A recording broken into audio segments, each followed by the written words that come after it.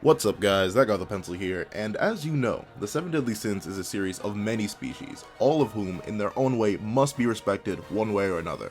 Thus, let us learn to grow to respect and understand the terrifying, the unsuspecting, the unbelievably powerful, demonic fairy king Gloxinia.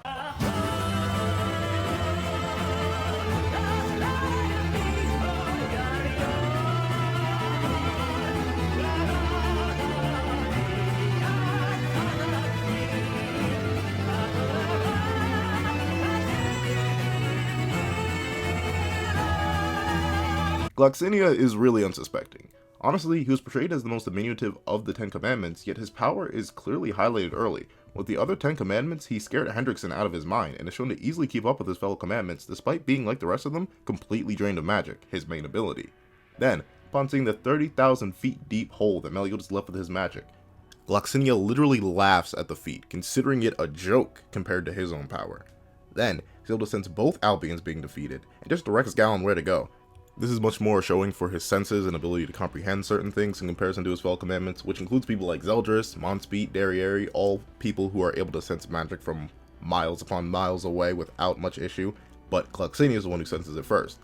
Then, we get a feat for his sheer composure, because when Post-Druid Meliodas pulls up in base and easily dominates Gallon, Gloxinia is still unfazed. In fact, he's so unfazed that he leaves with Droll Devizel to set up a tournament trap to lure strong fighters because he's not afraid. Then, when the top strongest beings in the entire world up to that point, including the likes of King, Diane, Bon, Escanor, Meliodas, Gothar, so basically all of the 7 Deadly Sins except for Merlin, then you have Matrona, Zaratros in the skies, Elaine, Elizabeth, and just a whole host of extremely powerful people, yet Gloxinia is still just chilling, viewing the entire tournament as a joke with no trouble. He even creates a little doll which surpasses beginning of series Diane with Gideon, and requires King to activate his full power to even defeat. All of this, and Gloxinia hasn't even pulled up on somebody. Then, when presented with the power that Gloxinia himself claims rivals even Estarosa's, Gloxinia only marvels at it rather than present any fear. Then, when Escanor outplays Gloxinia and Droll and slams them with Charge and Fire, an attack that rivals if not surpasses Estarosa, considering this is all of Escanor's current power and the power he has stored up in Rita, Gloxinia eats it. Sure, he appears to almost die, but he survived that and remained conscious raw. And when I mean raw, I mean no Emerald Octo and no armor or nothing. Gloxinia ate an attack that powerful and proceeded to survive and recover before Meliodas could kill him and Droll, when that's all Meliodas was waiting for. Then, Meliodas proceeds to control the fight very well, but it's Gloxinia who really shows off. It's Gloxinia who forces Meliodas, a post-Druid Meliodas, into Demon Mark to even contend with him, and Gloxinia smacks away base post-Druid Meliodas using his armor, and Meliodas does have to transform to keep the pressure up. Then, honestly, Gloxinia just does well the entire fight. His armor gets shattered, and he sees transform Meliodas, but instead of freaking out, Gloxinia just attacks him with a new Basquias, which he fires a whole beam of energy from. Meliodas isn't even able to full counter the attack, getting blitzed and slammed miles away. Then, Gloxinia is forced to stall Meliodas out while trying to heal Droll with a tree golem, only to eat another punch unguarded from Meliodas and even get saved by Droll. However, he then manages to heal himself again, dodge around Meliodas for a bit, only to get elbowed in the jaw and forced on the back foot. Gloxinia then does straight up admit that he is Meliodas' inferior, but then Meliodas gets pulled up on by all the 10 Commandments. Gloxinia doesn't do much, but he does dismember Meliodas with one attack from Basquias. However, this is where Gloxinia's more impressive feats stall for a little bit. He gets saved by certain death by Estarosa and then vanishes, only to reappear and smack around King no problem. It makes King relive his old life. Now, while King does do his own things, all the feats he has in Gloxinia's body are relevant to Gloxinia since it's his own body. So, Gloxinia is proven to be casually above lower tier commandment fighters, easily dominating Calmadios alongside Droll Diane, and King is performing these feats in a body he's not used to, so it's very likely that Gloxinia could do it even better. And then, Gloxinia and Droll end up preventing Ludishel, the fastest and strongest Archangel at most times, from killing Darriere and Monspeet while Ludishel was bloodlusted. However, then Gloxinia kills Ro and proceeds to go on a vicious rampage that we do not see the end to, but is heavily implied to be halted by Zeldris.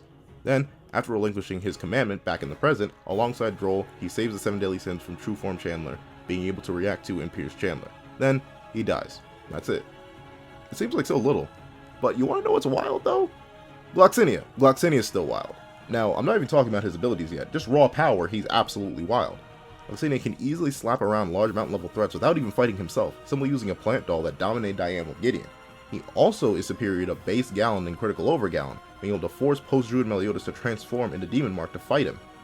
Even base Gallon can reach those country levels with how he casually bisects and eats attacks from Tarmiel, And in Critical Over, he's able to wield attacks that should be eating away at his existence like they're a whole beach ball, and is able to slam it down on another Archangel, Sariel, who reasonably scales to his fellow Lesser Archangel in Tarmiel. And Galland, even in Critical Over, is weaker than Gloxinia pure numbers-wise and feat-wise. Galland in Critical Over, with his 40,000, is way weaker than Gloxinia's 47,000, which is purely his magic. And, while Galland struggles with and goes back and forth with Lesser Archangels, he's completely outsped and dominated by a casual Ludishell while in Critical Over. Meanwhile, a Gloxinia with no commandment manages to pop a bloodlusted Ludishell in the mouth. Then, he's able to pierce, tag, and damage True Form Chandler without much trouble, though even with the help from Droll, he loses that fight. If we want to give Gloxinia some hype, we could technically say he's superior to Monspeed pure numbers wise, and technically able to perform better against Ludishell than base Monspeed and Derriere could, considering he was actually able to tag him. And giving him all of this, along with the fact that he managed to outdo base post-Druid Meliodas in pure power and speed, along with matching up pretty well to Demon Mark post-Druid Meliodas and even blitzing him in one instance, it could be argued that Gloxinia has some really solid country level and even higher scaling. Able to outdo lower tier commandments without one himself, able to fight the second strongest sin at the time without instantly folding in half with a commandment, scaling to and if not above lesser archangels, he's easily country level, if not even large country level if you want to push it that far. He can't go much higher than that though, considering he does not scale massively above lesser archangels like the end of the series characters, and for his speed he's able to reach those relativistic to even light speed tiers. Gloxinia is able to attack Ludishell in his prime true body, while Ludishell is bloodlusted, and that body is way stronger than his Margaret body, where Ludishell is able to use light speed attacks and fight people who can react to them. Then of course, he's above characters like Galland, who's able to fight relativistic archangels even in base, and you can even put the lesser archangels at light speed, considering Tarmiel also fires light beams that beings like Derriere and Galland can comprehend, react to, and fight against. This is consistent, considering that even post his training, King is still inferior to Gloxinia, and King is able to fight alongside Astral Body Archangels against Mael, and Tarmiel is still using Arc Beams of Light.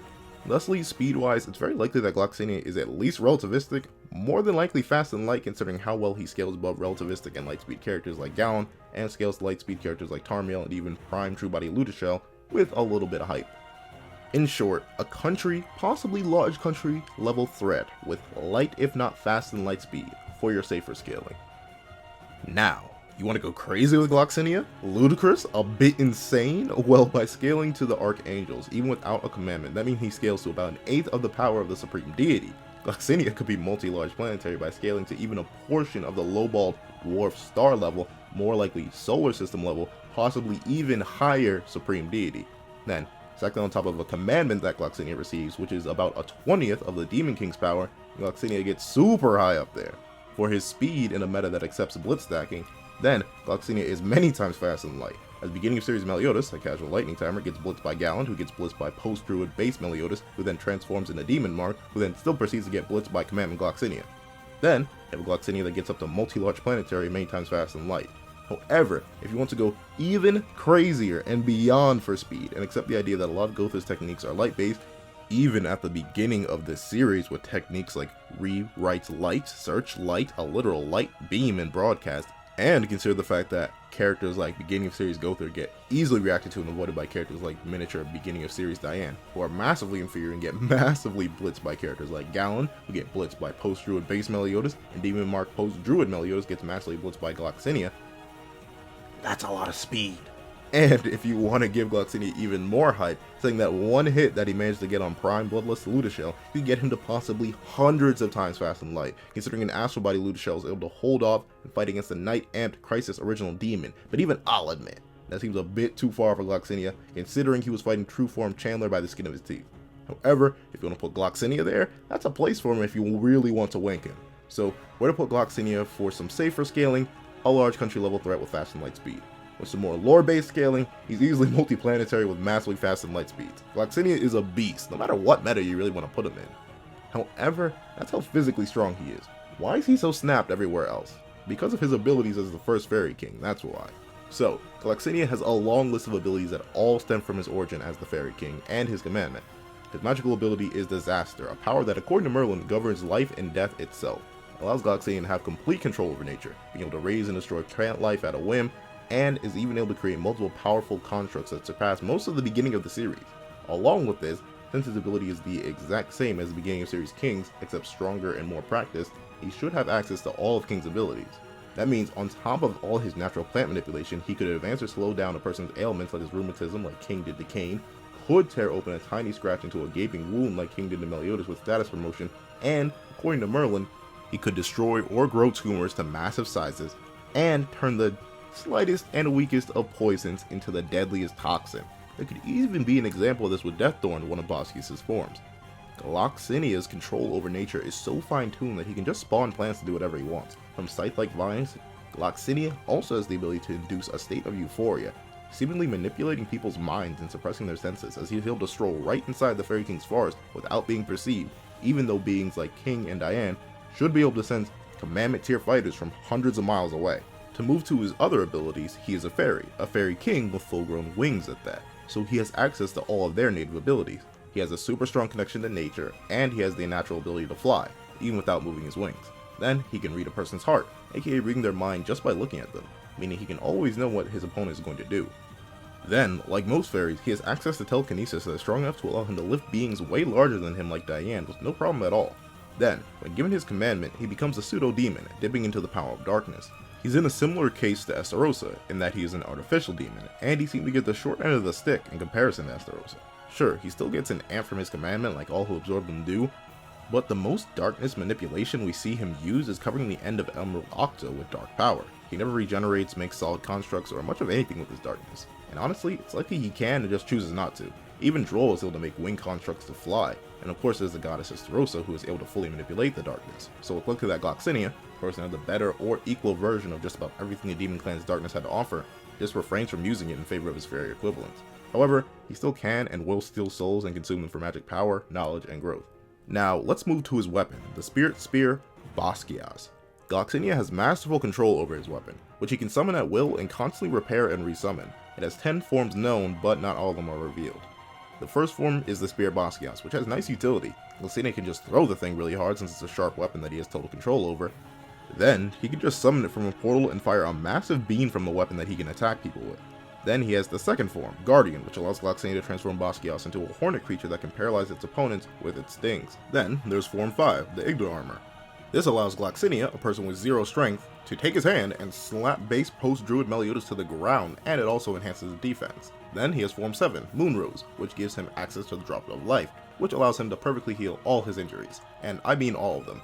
Elastica couldn't heal Escanor's burns with her darkness, but Gloxinia could. Gloxinia basically killed Escanor by piercing a gigantic hole in his chest, but healed him back to life instantly. Droll lost his arms, but the Droplet of Life brought them back. It's super strong. Then he has Form 9, Deaththorn, which allows Gloxinia to finally control thorns on vines that can kill with a single cut. This is what I believe is an extension of his disaster, as the thorn's poison could easily be enhanced to kill like Gloxinia would want them to with his ability. Finally, he has Emerald Octo, a whole bunch of green tentacles that Gloxinia can control for offense and defense. Then, if he really needs to, he can throw someone's soul back in an alternate timeline where they are very likely to get trapped if they follow a similar path to him, as Gloxinia explains. Then, that's all for Gloxinia's wide range of abilities. Now, where does Gloxinia go in the series? Well, with his solid scaling, he's on the upper half of the modern commandments. Dare I say, he's number 5 on that list. Now, why? I haven't gotten into the rest of the verse, so why is he so high? Well, it comes down to the fact that the only people who solidly scale above him are Zeldris, Estarossa, Prime Derriere, and Prime Monspeed. Even then, one could argue that Gloxinia could go higher, using stuff like him tagging a Bloodlusted Ludishell, being able to avoid an even blitz, Demon Mark post-druid Meliodas, dismembering him with Basquias, and being able to survive, pierce, and avoid True Form Chandler for a while when Derriere couldn't handle base post-resurrection Meliodas at all, who was drastically inferior to True Form Chandler. And Gloxinia did this alongside Droll without a commandment. However, Prime Monspeed and Prime Derriere both have access to Endura, so I'm gonna give it to them, since they won't be able to die instantly to Gloxinia. Gloxinia has nothing that can instantly kill them. So, in terms of pure power and ability to beat one another, I will end up giving it to Monspeed and Derriere. Then, for the people below him, I'm referring to Base Droll, who Gloxinia outclasses solidly, handling base post-druid Meliodas with ease, and being the one that forced him to transform, the one to actually match Meliodas for the most part in that fight, from base to Demon Mark, eating hits, blitzing him, keeping Droll in the fight with his healing, while dealing with Meliodas hunting him for the kill all at once. Gloxinia then scales above Gallon by fighting and scaling the characters above Gallon, such as post-druid Meliodas, True Form Chandler, and scaling the post-training King, all of whom could defeat Gallon, even in critical over based on numbers, statements, and feats. Same case with Melascula, who is another magic-based fighter who all around is just Gloxinia's inferior. Same with Grey Road, and even Fraudulent Full Size, who wouldn't be a threat to Gloxinia at all. Gloxinia then scales pretty well to the late series, being above characters like post-training King, post-training base Diane, post-memories Gother, relative to true body Archangels who in their astral states are able to fight 3 Commandment Mael, and relative to beings like post-druid, demon Mark Meliodas, and his fellow base upper tier commandments like Monspeed and Darieri, if not superior to someone like Monspeed going purely off numbers. That is where Gloxinia gets cut off though. As strong as he is, he can't scrape the end of the series without some extreme wank, as he dies before encountering beings like the original demon, Full Winks King, 4 Commandment Mael, and most, if not all, end of series characters. Gloxinia, for a fairy with no strength, is unbelievably strong. Gloxinia is one of my favorite commandments. He's actually just one of my favorite characters in all of 7 Deadly Sins. He's amazingly powerful, has one of the most unique movesets in the entire verse, and honestly his commandment fits him too well. He is a failed king in multiple senses. He failed as a fairy king, betraying his people and falling to the demon clan. Then, he's a failed version of king, Harlequin, the 3rd fairy king, because unlike King, Gloxinia had no second chance.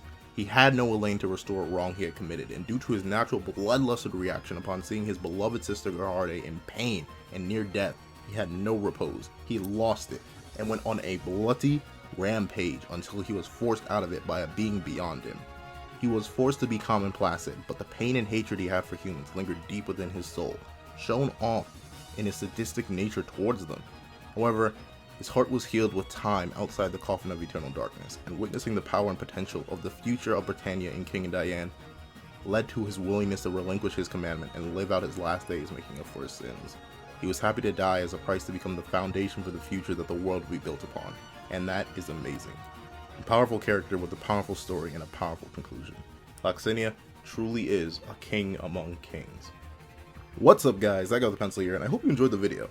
Also, hope you built up some respect for my main man Gloxinia. He's beastly. Safer scaling, equal stats or not, my boy's monstrous.